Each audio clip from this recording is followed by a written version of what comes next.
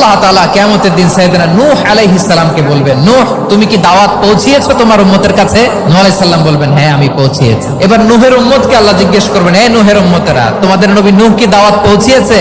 নূহের উম্মত বলবে, না আল্লাহ, কোনো দাওয়াতও আমরা পাই নাই, আপনারাও চিনি নাই, জান্নাতও চিনি নাই, জাহান্নামও চিনি নাই। নূহ আলাইহিস সালাম বিপদে পড়ে যাবেন। তখন আল্লাহ বলবেন, নূহ তোমার পক্ষে কোনো সাক্ষী আছে? নূহ আলাইহিস সালাম বলবেন, আছে। কে?